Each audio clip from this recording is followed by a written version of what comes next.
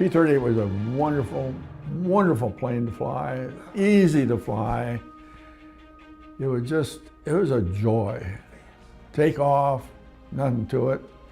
When I was escorting bombers, the scariest thing I ever had was after the bomb run started home, and I called the flight leader and I said, I'm really getting low on gas. I don't know if I can make it or not.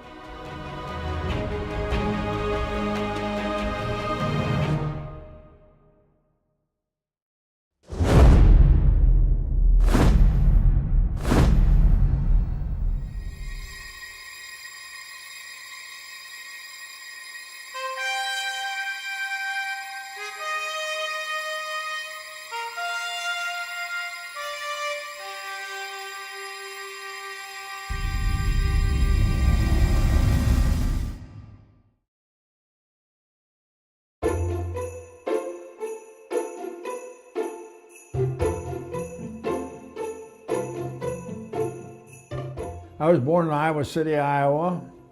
I was adopted by my father and my mother in Villisca, Iowa, which is in southwest Iowa.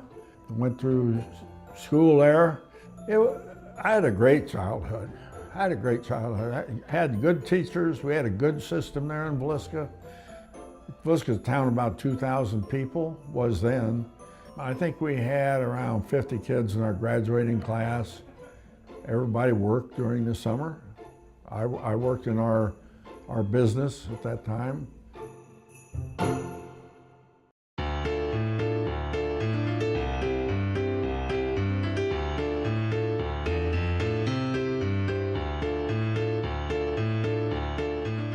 Back in the 30s, there was a lot of barnstormers. A Ford Trimotor came to town, and there was a grass strip down south of town, and I talked my father into letting me go for a ride. I mean, and we didn't have a lot of money. I mean, we all worked. Everybody worked. But anyway, he let me go. And I think that was the start of my riding that old Ford Trimotor around for, I don't know, probably 20 minutes, something like that. It wasn't long.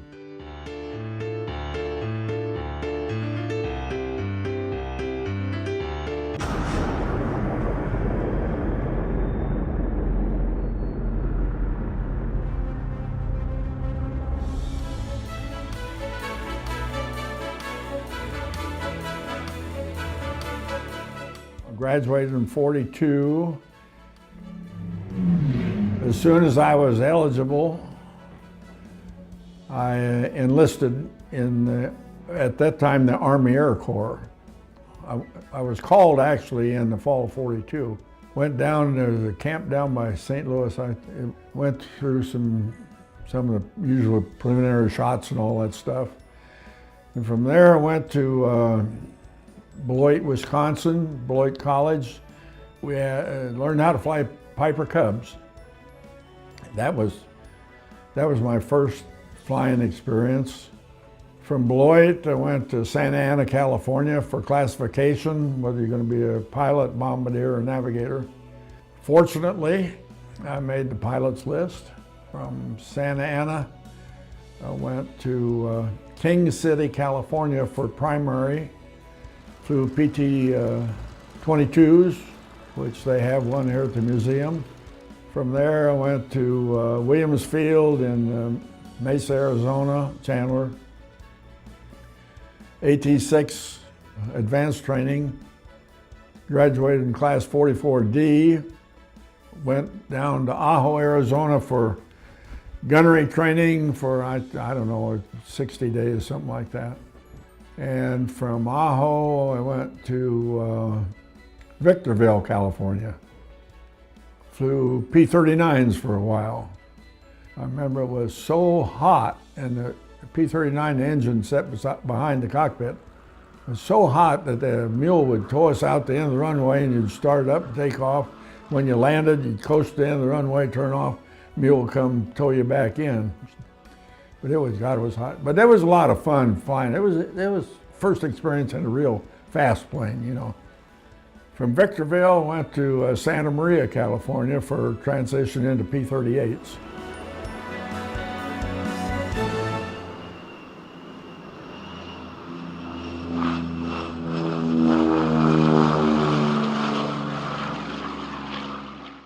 It was in the P-38 Lightning that JimTyler would do his combat service. The Lockheed airplane, designed by, among others, the legendary Kelly Johnson, was as controversial as was its radical, for the 1930s, configuration. The P-38 was an extremely versatile airplane. It was used for interception, as a long-range bomber escort, as a night fighter, and for photo reconnaissance. It was used extensively for ground attack, and it was a highly effective bomber. The workhorse of the European Air War, the B-17 Flying Fortress, carried approximately 4,800 pounds of bombs. The P-38 carried nearly as many, up to 4,000 pounds. And yet, in the right hands, it was a lethal fighter. America's highest scorer, her ace of aces in World War II, was Richard Bong, who racked up 40 victories, all in P-38s. The Lightning's radical twin-boom design initially had some aerodynamic anomalies, including fluttering at high speeds, especially in dives, that caused high-speed stalls that froze the controls. The problem was solved by the addition of dive flaps to the wings. General Jimmy Doolittle, head of the 8th Air Force, called the P-38 the sweetest flying plane in the sky. The Germans called it the fork-tailed devil. The Japanese called it 2 planes, 1 pilot. It was just a great experience. It's a beautiful plane to fly. It's easy to fly. You just got to pay attention to what you're doing. Do what you've been taught. Do what you know how. Great experience. I wouldn't trade it for anything.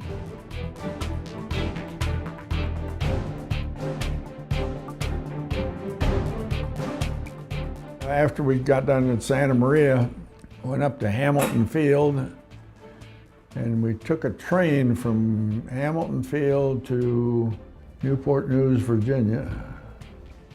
Got on a troop ship, 6 days to Naples. I never will forget when we landed in Naples, the weather was horrible, raining. Took us up to a camp late in the afternoon.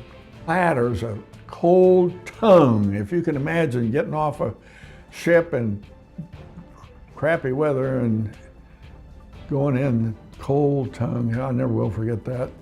Anyway, then we went straight across the boot east to a town called Foggia, which is right about where the spur is on the east side of Italy. And north of Foggia, about 20 miles, a town called San Severo. I was in the 15th Air Force, 14th Fighter Group, 48th Fighter Squadron. But anyway, we got along good there. Built a shack out of belly tank crates to live in. Then we started flying missions up over southern Germany and Austria. At first we were escorting bombers, and then the second phase was we dropped chaff, which was aluminum strips. You flew ahead and above and in front of the bombers and dropped your chaff to confuse the radar. When I was escorting bombers, the scariest thing I ever had, and they gave the newest pilots oldest planes. After the bomb run started home, and I called a flight leader and I said, I'm really getting low on gas. I don't know if I can make it or not. And he said, that's all right, I'll send somebody with you. We got a field, a little island off the Yugoslavian coast. You go there and they'll give you enough gas to get home. I never will forget, they had fuel in 55-gallon drums, hand pumped it into the plane. Gave us enough to get home on, and then after that, then we did dive bombing missions, mostly in southern Germany. JimTyler's 14th Fighter Group engaged mostly in escort work, covering bombers during long-range missions against strategic objectives in Italy, France, Germany, Czechoslovakia, Austria, Hungary, Yugoslavia, Romania, and Bulgaria. On the 2nd of April 1944, the 14th Fighter Group earned a Distinguished Unit Citation for beating off attacks by enemy fighters while escorting bombers attacking ball-bearing and aircraft production facilities at Steyr, Austria, enabling the bombers to strike their targets. The final battles of the war in Europe took place in late April and early May of 1945. May 8th was declared VE, Victory in Europe Day.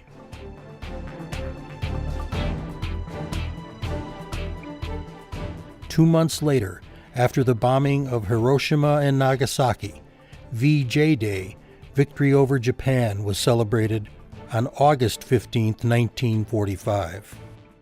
Well, I was in San Severo on VE Day. I was still there on VJ Day. Those are things you never forget.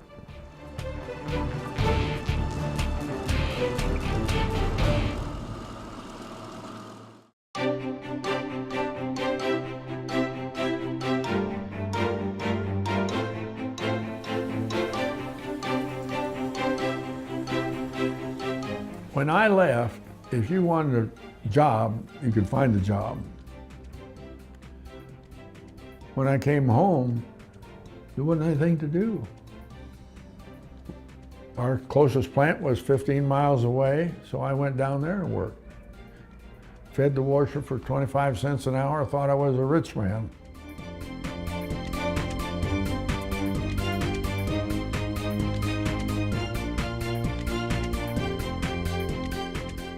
I am a Coca-Cola bottler in Atlantic, Iowa. We have our own bottling and canning plant. We have acquired territory from the Coca-Cola company, and we will be serving 90% of the state of Iowa. We will be serving a little bit of Minnesota, a little bit of Wisconsin, a little bit of Illinois, a little bit of Missouri. So we've been in business 107 years this year. And I think right now my biggest challenge is to get through 2017. Why would I consider retiring? I'm having a ball. The experiences you get in the military have helped me through my life. Discipline, knowing that you had to work for a living, knowing that somebody wasn't going to come all the time, come hand you. And I think a year or two of public service of some type, whether it's the military or some type of volunteer service, something. In my estimation, some 85% of young people really don't know what they want to do. And by having some type of an interim experience, I think that either 1 or 2 years would be beneficial to most young people in trying to decide whether they want to go to college, whether they want to go to community college, whether they want to go to work, enter the workforce. But I'm saying that a majority of young people really don't know what they want to do when they get out of high school.